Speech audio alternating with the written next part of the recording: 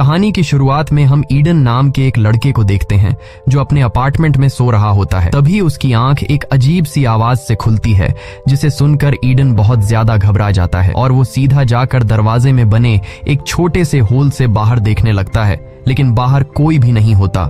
जिसके बाद ईडन आकर टीवी ऑन कर देता है, मगर टीवी पर सिग्नल नहीं आ रहे थे और स्क्रीन पर एक इमरजेंसी वार्निंग चल रही थी। ये देखकर ईडन को कुछ अजीब लगता है कि अचानक सिग्नल कैसे चले गए और ये इमरजेंसी वार्निंग क्यों आ रही है। वो ये सोच ही रहा होता है कि तभी उसे बाहर से लोगों के तेज चिल्लाने की आवाज आने लगती है। वो फौरन खिड़की की तरफ भागता है और जैसे ही वो अपनी बालकनी में पहुंचता है तो उसके होश उड़ जाते हैं। वो देखता है कि लोग यहाँ वहाँ भाग रहे हैं, जैसे कुछ बड़ा होने जा रहा हो। ईडन को कुछ समझ नहीं आ रहा होता कि यह सब क्या चल रहा है और तभी वह देखता है कि एक हेलीकॉप्टर उसके पास वाली बिल्डिंग से टकराकर क्रैश हो गया है। ये देखकर ईडन के पैर तले जमीन खिसक जाती है और तभी उसकी नजर नीचे एक बच्ची पर पड़ती है जो भीड़ में शायद खो गई थी और अकेली खड़ी थी। ईडन उसे देखकर लोगों को उस बच्ची की मदद के लिए चिल्लाने लगता है, लेकिन अगले ही पल वो छोटी बच्ची अपने आसपास के लोगों पर हमला करना शुरू कर देती है और लोगों को काटने लगती है। यह देखकर ईडन समझ जाता है कि लोग ज़ॉम्बी बनते जा रहे हैं। डर के मारे ईडन जल्दी से बालकनी से निकलकर अपने अपार्टमेंट में घुस जाता है और तभी वहाँ एक आदमी ईडन के घर आता है, जिसे देखकर ईडन बहुत ज्यादा डर जाता है क्योंकि ईडन समझ रहा था कि यह भी ज़ॉम्बी है। दरअसल यह ईडन का पड़ोसी होता है और वह ईडन को बताता है कि डरो मत, मैं ज़ॉम्बी नहीं हूँ। वह कहता है कि मेरे सभी दोस्त ज़ॉम्बी बन गए हैं और उन्होंने मुझ पर हमला कर दिया था, लेकिन मैं उनसे खुद को बचाते हुए तुम्हारे घर में घुस गया। इसके बाद ईडन का पड़ोसी बाथरूम का पूछता है। ईडन उसे बाथरूम का रास्ता बता देता है और जब वह बाथरूम की तरफ जा रहा होता है तब ईडन उसकी गर्दन पर ज़ॉम्बी के काटने का निशान देख लेता है, जिसे देखकर ईडन समझ जाता है कि इसका पड़ोसी अब जल्द ही ज़ॉम्बी बनने वाला है। इसलिए ईडन अपनी सेफ्टी के लिए एक चाकू उठा लेता है। कुछ देर बाद ईडन का पड़ोसी बाथरूम से होकर आता है और वह ईडन के हाथ में चाकू देखकर समझ जाता है कि ईडन मुझे ज़ॉम्बी समझकर मारने वाला है। तब वह ईडन से कहता है कि देखो, मैं ज़ॉम्बी नहीं हूँ। यह कहते ही उसकी आंखें बदलने लगती हैं और यह देखकर ईडन समझ जाता है कि इस पर वायरस का असर होने लगा है। तब ईडन अपने पड़ोसी से कहता है कि मेरे घर से निकलो, नहीं तो मैं तुम्हें मार दूंगा। अब न चाहते हुए भी ईडन का पड़ोसी उसके घर से निकल जाता है। जब ईडन दरवाजे के होल से देखता है तो वहाँ मौजूद ज़ॉम्बी ईडन के पड़ोसी पर टूट पड़ते हैं। यह देखकर ईडन बहुत ज्यादा घबरा जाता है और वह जल्दी से दरवाजे को अच्छी तरह से लॉक कर देता है। कुछ देर बाद जब थोड़ी शांति होती है तो वो न्यूज रिपोर्ट सुनता है जो इस इन्फेक्शन के बारे में बता रहे होते हैं। रिपोर्टर बताती है कि यह वायरस पूरे शहर में फैल चुका है, इसलिए जो कोई भी इस वायरस से इन्फेक्टेड नहीं हुआ है उसे चाहिए कि वह बाहर बिल्कुल भी न निकले और अपने घर की सभी खिड़कियां और दरवाजे बंद करके अपने घर में रहे। यहाँ ईडन अपनी फैमिली को कॉल करने की कोशिश करता है, लेकिन सारी लाइनें बिजी होती हैं। जब वह अपनी मैसेज बॉक्स चेक करता है तो उसे अपने पेरेंट्स के कुछ मैसेज मिलते हैं। ईडन के पेरेंट्स ने मैसेज में लिखा था कि पूरे शहर में ज़ॉम्बी फैल चुके हैं, जिस वजह से हमें तुम्हारे पास आने में टाइम लगेगा, इसलिए तुम घर से बाहर बिल्कुल भी मत निकलना और हमारा इंतजार करना। इस तरह से शाम हो जाती है। ईडन अपनी बालकनी में बैठकर बाहर का नजारा देखने लगता है। बाहर पूरा शहर वीरान हो चुका था और हर जगह आग लगी हुई थी। ये सब देखकर ईडन पूरी तरह से टूट जाता है और वो सोचने लगता है कि इस तरह के हालात में आखिर वो अकेले कैसे जिंदा रहेगा। अब ईडन इन मुश्किल हालात में सरवाइव करने के लिए वो अपने पूरे अपार्टमेंट में छोटे छोटे मोटिवेशनल नोट्स लगा देता है, ताकि इन नोट्स को देखकर उसे हिम्मत मिलती रहे, और वो मिरर पर डे 1 लिख देता है। ईडन को पता चल जाता है कि यह ज़ॉम्बी वायरस कई महीनों तक भी चल सकता है, इसलिए वह इन मुश्किल हालात में घर में अपने लिए एक सेफ जगह बना लेता है ताकि वो हर आने वाले खतरे के लिए तैयार रहे। इस तरह से दिन गुजरते हैं और एक हफ्ता बीत जाता है। रात को वो अपने लैपटॉप पर अपनी एक वीडियो रिकॉर्ड करता है जिसमें वह बताता है कि इस बंद अपार्टमेंट में उसके दिन कैसे गुजर रहे हैं। साथ ही वो अपने पेरेंट्स को भी कॉल करने की कोशिश करता है, पर मोबाइल का सिग्नल काम नहीं कर रहा होता। वक्त के साथ साथ अब ईडन को अकेलापन महसूस होने लगता है और एक दिन जब उसे पता चलता है कि उसके किसी भी नल में पानी नहीं आ रहा है तो यह देखकर वह बहुत ज्यादा परेशान हो जाता है और ऊपर से ईडन के पास खाना भी काफी कम बचा था, इसलिए वह थोड़ा सा खाना खाकर गुजारा करने लगता है। ईडन ज़ॉम्बियों से घिरे हुए शहर के बीच में अकेला फंसा हुआ था। उसे कुछ खबर नहीं थी कि बाहर की दुनिया में क्या चल रहा है। एक दिन ईडन जब लैपटॉप में कुछ देख रहा होता है तभी उसे किसी के आहट सुनाई देती है। वो जल्दी से खुद की सेफ्टी के लिए एक बेसबॉल बैट ले लेता है और तभी हम देखते हैं कि छत में बने वेंटिलेशन के रास्ते से एक इन्फेक्टेड लड़की ईडन के अपार्टमेंट में कूद जाती है। यहाँ ईडन फौरन छिप जाता है और जब वह लड़की धीरे धीरे धीरे उसकी तरफ बढ़ रही होती है, तब ईडन मौका देखकर पीछे से उस लड़की के सिर पर अटैक कर देता है, जिससे उसकी वहीं पर मौत हो जाती है। जिसके बाद ईडन जल्दी से जाकर एक सर्फ बोर्ड से उस रास्ते को बंद कर देता है ताकि यहाँ से दूसरा कोई ज़ॉम्बी अंदर ना आ सके। इस तरह से दिन गुजरते हैं और ईडन जैसे तैसे करके जिंदा रहने की जंग लड़ रहा होता है। एक दिन जब वह अपनी एक और रिकॉर्डिंग कर रहा होता है, उसे अपने फोन की घंटी सुनाई देती है। वो जल्दी से फोन उठा लेता है और देखता है कि उसकी माँ का एक वॉइस मैसेज आया है। उसकी माँ बताती है कि हम लोग शहर के काफी करीब आ चुके हैं और कुछ ही घंटों में तुम्हारे पास पहुंचने वाले हैं। इससे पहले कि ईडन की माँ अपनी बात पूरी कर पाती, तभी उन्हें कुछ इन्फेक्टेड लोग घेर लेते हैं। ईडन वॉइस मैसेज के आखिरी कुछ सेकंड्स में अपने माँ बाप की चीखें सुनता है और फिर मैसेज बंद हो जाता है। ये सब सुनकर ईडन समझ जाता है कि उसके पेरेंट्स अब मर चुके हैं। ईडन बहुत ज्यादा रोने लगता है क्योंकि अब उसके पास जीने की कोई वजह नहीं थी। वह एक बेसबॉल बैट उठाकर यहाँ से भागने का प्लान बनाता है। घर से बाहर निकलते ही उसे ढेर सारे इन्फेक्टेड लोग दिखाई देते हैं। तभी उसकी नजर अपने पड़ोसी पर पड़ती है जो अभी तक जिंदा था, लेकिन वह बुरी तरह से घायल था, जिस वजह से वह ईडन पर हमला नहीं कर सकता था। इसके बाद ईडन बिल्डिंग से बाहर निकलने का कोई रास्ता ढूंढने की कोशिश करता है, लेकिन उसे कोई रास्ता नहीं मिलता क्योंकि हर एक जगह ज़ॉम्बी खड़े थे, जिसे देखकर ईडन समझ जाता है कि वह इतने सारे इन्फेक्टेड लोगों के बीच यहाँ से नहीं निकल सकता। और अब जैसे ही वह अपने अपार्टमेंट की तरफ जाता है, तभी इन्फेक्टेड लोग ईडन पर हमला कर देते हैं, लेकिन ईडन जैसे तैसे करके उनसे खुद को बचाकर अपने अपार्टमेंट में घुस जाता है और फ्रिज को दरवाजे के सामने लाकर दरवाजे को अच्छी तरह से बंद कर देता है ताकि बाहर से कोई भी इन्फेक्टेड दरवाजा तोड़ न सके। अब न चाहते हुए ईडन को फिर से अपने घर में रहना पड़ता है। कई हफ्तों से घर में अकेले रहने की वजह से ईडन पूरी तरह से टूट चुका होता है। ईडन का इन हालात में जीना मुश्किल हो गया था और तभी पूरे शहर की बिजली चली जाती है। ये देखकर ईडन और भी ज्यादा गहरे सदमे में चला जाता है और वह सोचने लगता है कि अब मैं आगे की जिंदगी कैसे गुजारूंगा। न खाने पीने को कुछ है, न सिग्नल और न ही बिजली है। ये सब सोचकर ईडन अपने आप को और ज्यादा अकेला महसूस करने लगता है। इसके बाद ईडन अपनी जिंदगी से तंग आकर अपना लैपटॉप ऑन करता है और उसमें वीडियो रिकॉर्ड करने लगता है। वह कैमरे में देखकर कहता है कि आज वायरस को फैले हुए 42 डेज हो चुके हैं। वह बताता है कि मैंने जिंदा रहने के लिए सब कुछ कर लिया, लेकिन अब मैं और बर्दाश्त नहीं कर सकता। मैंने पिछले 2 दिनों से न खाना खाया है और न ही पानी पिया है। वह कहता है कि इस तरह घुट घुट कर जीने से अच्छा है कि मैं अपनी जान दे दूं। इसके बाद वह पूरे 42 दिन इस मुश्किल हालात में जीने के बाद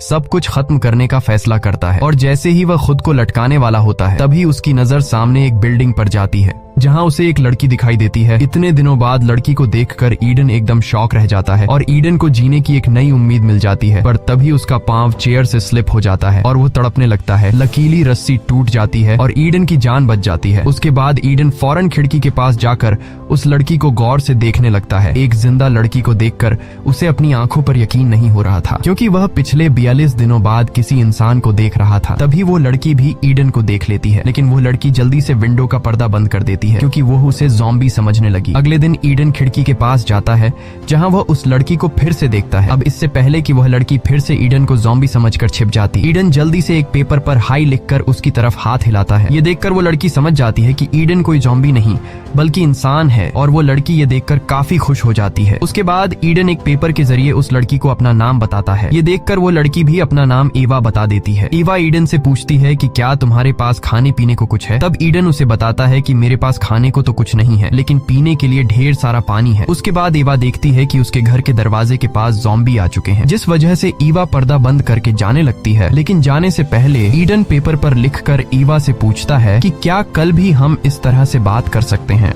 जिस पर एवा हाँ में जवाब देकर वहाँ से चली जाती है। रात को ईडन को बहुत ज्यादा भूख लगती है और जब खाने को कुछ नहीं मिलता है तब ईडन टूथपेस्ट खाकर गुजारा करने लगता है। कुछ देर बाद तेज बारिश शुरू हो जाती है। तब ईडन बारिश का पानी स्टोर करने के लिए बाहर बर्तन रख देता है और खुद भी पूरे 42 दिनों बाद बारिश के पानी में नहाने लगता है। 42 दिनों में ईडन की दाढ़ी भी काफी बढ़ चुकी थी, इसलिए वो दाढ़ी को शेप कर देता है। अगले दिन ईडन खुद को एकदम चिकना करके लड़की के सामने आता है। ईवा उसे देखकर ही पसंद करने लगती है। ईडन एक बोल के साथ रस्सी बांधकर ईवा के अपार्टमेंट की तरफ फेंक देता है, जिसे ईवा पकड़ लेती है और उसके बाद ईडन उस रस्सी पर 2 पानी की बोतल बांधकर ईवा की तरफ धकेल देता है, लेकिन वो बोतल सामने की जाली से तेजी से टकरा जाती है, जिसकी आवाज नीचे एक ज़ॉम्बी सुन लेता है और वो ज़ॉम्बी सीधे ईवा के अपार्टमेंट अपार्टमेंट की तरफ चढ़ने लगता है, तब ईडन ज़ॉम्बी को देख लेता है और ईडन उस ज़ॉम्बी का ध्यान भटकाने के लिए एक बोतल उठाकर उस ज़ॉम्बी के सिर पर मारता है, जिससे वो ज़ॉम्बी ईडन को भी देख लेता है और वो ईडन पर काफी गुस्सा हो जाता है। इसके बाद वो ज़ॉम्बी एवा को छोड़कर ईडन को मारने के लिए उसके अपार्टमेंट पर चढ़ने लगता है। तब ईडन जाकर जल्दी से बेसबॉल का बैट उठा लेता है और जैसे ही वो ज़ॉम्बी ईडन के अपार्टमेंट पर चढ़ने ही वाला होता है, तब ईडन उससे बेसबॉल के बेट से मारकर खत्म कर देता है। कुछ देर बाद रात हो जाती है और रात को ईडन का भूख से बुरा हाल हो जाता है। अब ईडन और ज्यादा भूख सहन नहीं कर सकता था, इसलिए अब उसे किसी भी हाल में खाने के लिए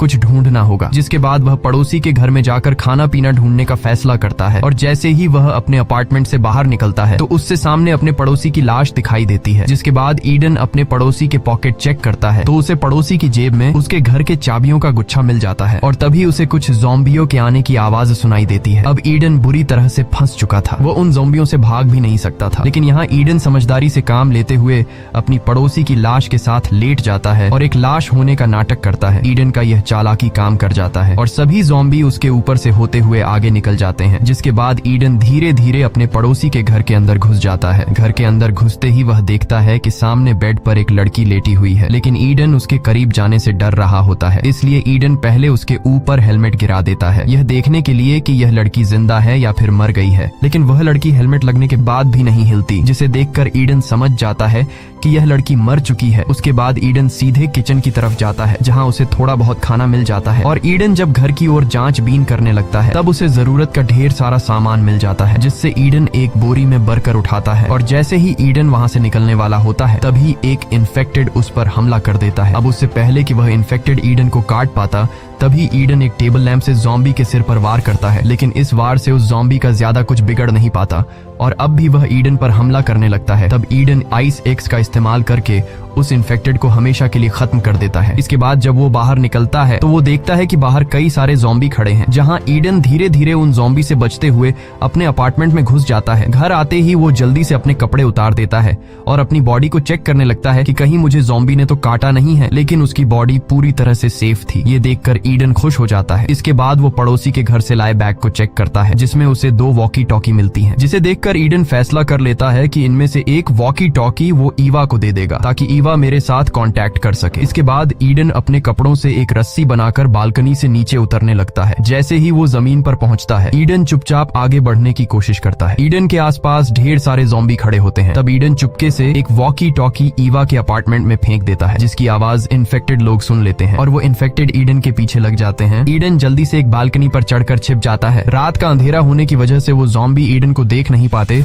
और वहां से जाने लगते हैं। इसके बाद ईडन वापस अपने अपार्टमेंट में आ जाता है। अगले दिन ईवा वॉकी टॉकी पर ईडन से बात करने लगती है। ईडन अपने वॉकी टॉकी पर ईवा की आवाज सुनकर काफी खुश हो जाता है। इसके बाद ईडन ईवा से कहता है कि मैंने पिछले 3 दिनों से कुछ भी नहीं खाया है और भूख से मेरा बुरा हाल हो रहा है। तब ईवा भी उसे कहती है कि मैं भी पिछले 2 दिनों से भूखी हूँ। इसके बाद ये दोनों ढेर सारी बातें करते हैं और बातें करते करते रात हो जाती है। जिसके बाद ईवा कहती है कि रात हो गई है और मैं सोने जा रही हूँ। यह कहकर वो ईडन से कॉन्टैक्ट कट कर लेती है। अब यहाँ ईडन से भूख बर्दाश्त नहीं हो रही थी, इसलिए वो खाना ढूंढने के लिए इस बिल्डिंग को एक्सप्लोर करने का फैसला करता है। वह अपने बाथरूम के वेंटिलेशन का रास्ता खोलता है और वेंटिलेशन के रास्ते से घुसकर पड़ोसी के घर में जाने लगता है। आगे बढ़ते हुए उसे एक इन्फेक्टेड की लाश मिलती है, जो शायद ऑक्सीजन की कमी से मर गया था। उसे देखकर ईडन पूरी तरह से डर जाता है, लेकिन फिर वो किसी तरह हिम्मत जुटाकर आगे बढ़ते हुए अपने पड़ोसी के बाथरूम तक पहुंच जाता है। लेकिन जैसे ही वो जमीन पर उतरता है तो उसे खून का एक लंबा निशान दिखाई देता है। उसी निशान को फॉलो करते हुए जब वह सामने लगे पर्दे हटाता है तो वहाँ पर कोई भी नहीं होता। अब ईडन धीरे धीरे आगे बढ़ते हुए पूरे घर की जांच पड़ताल करने लगता है और जब वह किचन पहुँचता है तो वहाँ उसे खाने का काफी सारा सामान मिल जाता है। इसके बाद ईडन एवा से कांटेक्ट करके उसे बताता है कि मुझे ढेर सारा खाना मिला है। यह सुनकर एवा गुस्सा हो जाती है और वो ईडन से कहती है कि तुम मुझसे बिना पूछे इस घर में कैसे चले गए, वहाँ तुम्हारी जान को खतरा हो सकता है। ईडन उससे कहता है कि तुम मेरी टेंशन मत लो, यहाँ कोई भी नहीं है। जिसके बाद एवा ईडन से कहती है कि मैं भी तुम्हारे पास आना चाहती हूँ, लेकिन ईडन उसे समझाता है कि अभी तुम मेरे पास मत आओ, इस तरह तुम खतरे में पड़ सकती हो। मैं जब इस घर से निकलूंगा तब मैं तुम्हें सेफली अपने घर में ले आऊंगा। तब एवा मान जाती है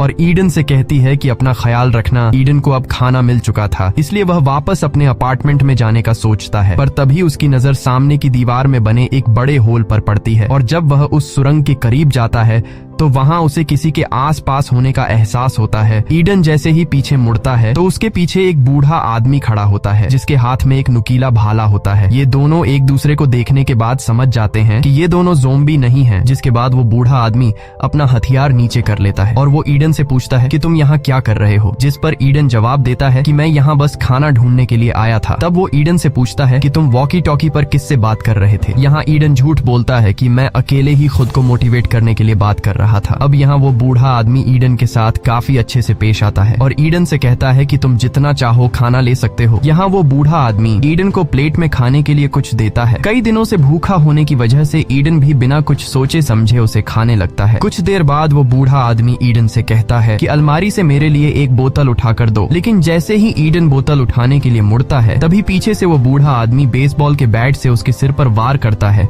जिससे ईडन बेहोश हो जाता है। और कुछ मिनट बाद जब ईडन को होश आता है तो वह खुद को एक इन्फेक्टेड औरत के सामने पाता है जो एक जंजीर से बंधी हुई होती है। डर के मारे ईडन अब यहाँ से निकलना चाहता था, लेकिन तभी ईडन देखता है कि उसके भी हाथ पैर बंधे हुए हैं। कुछ देर बाद वो बूढ़ा आदमी ईडन के सामने आता है और वो बूढ़ा आदमी ईडन को बताता है कि ये औरत मेरी पत्नी है जो अब इन्फेक्टेड हो चुकी है। वो बूढ़ा आदमी कहता है कि मैं अपनी पत्नी से बहुत ज्यादा प्यार करता हूँ, जिसे मैं किसी भी कीमत पर खोना नहीं चाहता, और मेरी पत्नी एक हफ्ते से भूखी है, लेकिन आज उसकी भूख मिटने वाली है क्योंकि आज मैं तुम्हें उसका खाना बनाने वाला हूँ। जिसके बाद वो बूढ़ा आदमी ईडन को कुछ दवाइयाँ देता है और कहता है कि ये दवाई तुम खा लो, जिससे तुम्हारी बॉडी सुन्न हो जाएगी और मरते वक्त तुम्हें दर्द महसूस नहीं होगा। लेकिन ईडन ऐसा करने से साफ मना कर देता है और उस बूढ़े आदमी से कहता है कि तुम्हारी पत्नी इस तरह से जिंदा नहीं रह पाएगी और वह खुद मरने के लिए चिल्ला रही है, इसलिए तुम्हें चाहिए कि तुम अपनी बीवी को मारकर उसे इस नरक जैसी जिंदगी से आजादी दिलाओ। लेकिन उस बूढ़े आदमी की मेंटल कंडीशन ठीक नहीं थी, इसलिए वह ईडन से कहता है कि चुपचाप इस दवाई को खा लो, वरना मुझे तुम्हें बेहोश करने के और भी तरीके आते हैं। यहाँ ईडन इस दवाई को खाने से इनकार कर देता है, जिसके बाद वो बूढ़ा आदमी ईडन को बेहोश करने के लिए अपना औजार लेने जाता है। यहाँ ईडन समझ जाता है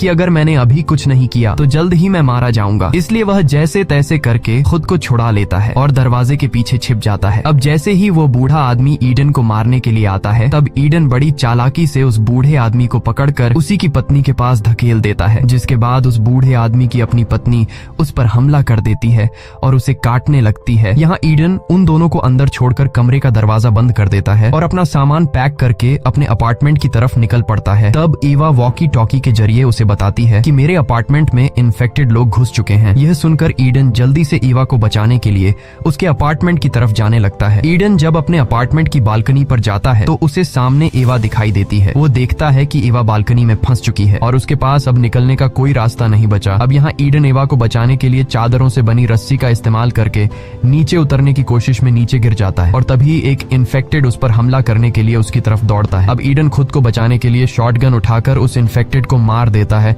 लेकिन गोली की आवाज बिल्डिंग में मौजूद ढेर सारे इन्फेक्टेड लोग सुन लेते हैं और वो इन्फेक्टेड ईडन को मारने के लिए ऊपर बिल्डिंग से कूदने लगते हैं। अब यहाँ ईडन खुद को बचाने के लिए सीधा ईवा के अपार्टमेंट की तरफ दौड़ता है, जहाँ ईवा भी ऊपर से उसके लिए चादरों से बनी एक रस्सी फेंकती है। ईडन अब इस रस्सी के सहारे ऊपर चढ़ने लगता है, लेकिन तभी एक इन्फेक्टेड भी उस रस्सी को पकड़कर ईडन के पीछे चढ़ने लगता है। अब यहाँ ईडन समझदारी से काम लेते हुए एक अपार्टमेंट की बालकनी में छलांग लगाता है और जल्दी से एक चाकू की मदद से रस्सी काट देता है, जिससे वह इन्फेक्टेड काफी ऊंचाई से नीचे गिरकर मर जाता है। अब यहाँ ईवा भी नीचे ईडन के पास कूद जाती है और अब ये दोनों मिल चुके थे। ईडन ईवा से कहता है कि यहाँ रहना ठीक नहीं है, अगर हम यहाँ रहे तो जल्दी ही इन्फेक्टेड हमें पकड़ लेंगे। जिसके बाद ये दोनों इस जगह से निकलने के लिए आगे बढ़ते हैं और ज़ॉम्बी से लड़ने के लिए तैयार हो जाते हैं। जब ये दोनों अपार्टमेंट के दरवाजे तक पहुँचते हैं तब ये दोनों समझदारी से काम लेते हुए दरवाजा खोलकर दरवाजे के पीछे छिप जाते हैं। दरवाजा खुलते ही कुछ इन्फेक्टेड लोग उन्हें बिना देखे गुस्से में अपार्टमेंट के अंदर आ जाते हैं और ये दोनों मौके का फायदा उठाते हुए वहां से निकल जाते हैं। यहाँ ईडन इस अपार्टमेंट के दरवाजे का लॉक भी तोड़ देता है ताकि जो ज़ॉम्बी इन दोनों को मारने के लिए अपार्टमेंट के अंदर घुसे थे वे दोबारा उन्हें मारने के लिए बाहर न आ सके। अब ये लोग यहाँ से तो बचकर निकल जाते हैं, लेकिन रास्ते में एक और ज़ॉम्बी ईडन पर अटैक कर देता है। यहाँ इन दोनों के बीच काफी देर तक फाइट होती है और आखिर में ये दोनों सीढ़ियों से नीचे गिर जाते हैं। यहाँ एवा हिम्मत जुटाकर उस इन्फेक्टेड को मार देती है। अब ये दोनों फिर से अपने अपार्टमेंट की तरफ बढ़ने लगते हैं और रास्ते में कई इन्फेक्टेड को मार डालकर आगे बढ़ते हैं। अब ईडन अपने अपार्टमेंट के काफी करीब आ चुका होता है और जैसे ही ये दोनों अपने अपार्टमेंट में घुसने वाले होते हैं कि तभी पीछे से एक बहुत ही ताकतवर इन्फेक्टेड आ जाता है। यहाँ ईडन अपनी जान की परवाह किए बिना ईवा को अपार्टमेंट के अंदर कर देता है और खुद उस ताकतवर इन्फेक्टेड से लड़ने लगता है। कुछ देर बाद ईडन घबराते हुए अपार्टमेंट के अंदर आता है और दरवाजे को लॉक करके अलमारी को दरवाजे के सामने लगा देता है ताकि इन्फेक्टेड दरवाजा न तोड़ सके। अब यहाँ ईडन एवा को खुद से दूर रहने के लिए कहता है